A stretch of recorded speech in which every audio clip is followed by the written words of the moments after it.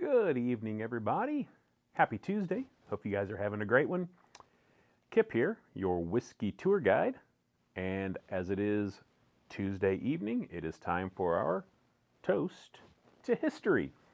Tonight, we're going to look at one of the most famous names in whiskey, arguably the most recognizable name in whiskey. Now, we could talk about Jim Beam. We could talk about Buffalo Trace, not a person, but a brand. We could talk about Johnnie Walker. All three of those rank right up there in recognizability from the general public. But I would argue that maybe more so than all three of them is the name Jack Daniels. People who don't drink alcohol, much less whiskey, seem to know the name Jack Daniels and what he is associated with. Whiskey, Tennessee whiskey. T-shirts are sold in Walmart, right? Jack Daniels. You can buy hats. You can go to your local garden supply store and buy barrels that were previously Jack Daniels barrels. Jack Daniels is iconic. Jack Daniels is the first whiskey that really had pop culture attached to it, right? Eric Church currently has a bottle in his name by Jack Daniels, but most notably is, of course, Frank Sinatra. Sinatra was never endorsed or paid by Jack, but absolutely fell in love with Jack Daniels and was always sipping Jack during his concerts and became a huge fan. So much so that when Sinatra passed away and was buried, in his casket were a couple unique items. His Zippo lighter, a pack of cigarettes, a roll of dimes, that's a story, but we don't have time right now, and a bottle of Jack Daniels. Jack just has that iconic name, that iconic bottle, right? The old number 7, the square bottle, black. Hairdressers have their water bottles that kind of look like Jack Daniels. This is iconic, right? But where did it all start? Jack Daniels, on their official website and tours, they list his birth at 1850. But they do say that they don't fully know. There's no official record. Now, other historians have dated it back a couple years to about 1848 due to the fact that his mother passed away in 1849. Take that for what it's worth.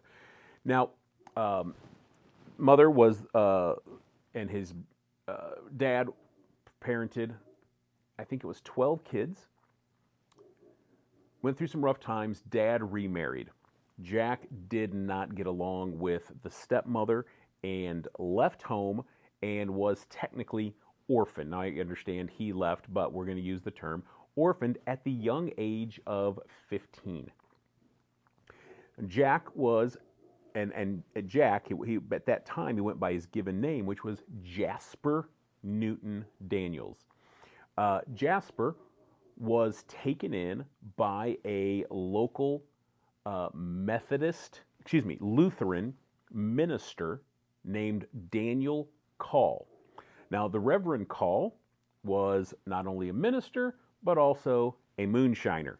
And in his moonshining practices, he had one of his slaves was actually making or distilling his product. Young Jasper was completely taken in by the distillery and all that it entailed, and the Reverend Call really kind of took him under his wing, and then more specifically, that slave who was the Reverend's distiller, what today we would call a master distiller, wasn't really that kind of terminology then, was Ernest Green, or how he's affectionately known, Uncle Nearest Green. Is that what I said? I think I may have said that wrong. Nearest Green, our Uncle Nearest. who today, that story's kind of come full circle. Some of his family members have kind of been brought, and they opened a brand, and you can now go buy Uncle Nearest on your shelf. It's good Tennessee whiskey.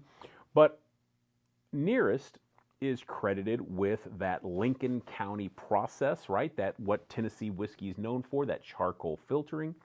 And as young Jasper was with Nearest day in and day out, they really developed quite a relationship that later on in the history of this story, when young Jasper took full possession of the distillery, emancipation happened, and Jasper asked Nearest, who is now a free man, if he would continue and stay on and be his distiller for his new distillery.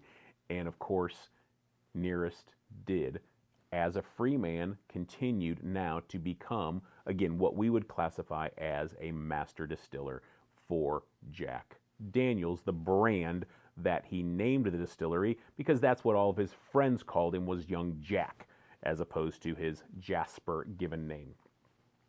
Now,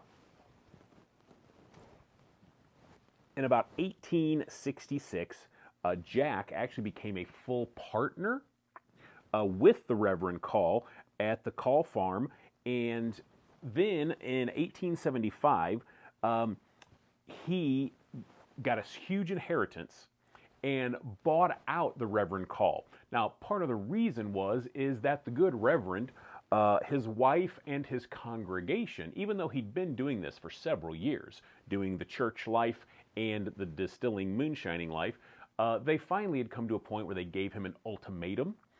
Choose God, the church, or choose the whiskey. And he chose the church, and then Jack purchases the distillery. Now, interestingly enough, in 1910, Tennessee, so Prohibition, national prohibition started in this country in 1920, but in 1910, Tennessee started their own prohibition. And by this time, Jack had given the distillery to his two nephews, as he never married, thus had any kids. And they took it all the way to the Tennessee Supreme Court, but the prohibition was upheld, and of course it was dry. And what a lot of people don't know is that to this day, Lynchburg, Tennessee is still in a dry county. The only exception is on a tour of Jack Daniels, you are allowed to purchase a commemorative bottle. So you got to kind of love all that. They tried to get those laws changed, but it just didn't happen. And again, even today, they're still in a dry county. Jack Daniels, of course, we talked about Sinatra, we talked about other people, incredibly well-known, always there. This, what he's known for, or what the distillery is known for. But you know, he's got other products. This guy right here in 22 won Whiskey Advocate's Whiskey of the Year. This is his bottled in bond whiskey. And then you've got your single barrels and your single barrel proofs, and you've got the rye versions, all of those kind of high. And you've got, of course, the Sinatra Select, the 12-year, the Gold, a full line of product. And though there might be a lot of people in the whiskey world that think this stuff isn't that drinkable unless you're putting it in Coke or something, unless you're the good Frank Sinatra, these other products are phenomenal. This right here is the single barrel proof, coming in at 129.2. Absolutely beautiful color, absolutely beautiful. They have great products, great story, great history, probably, arguably, the most well-known name in all of the whiskey world, Jack Daniels. Thanks for watching. Hope you guys have a great one. We'll see you next time. Cheers.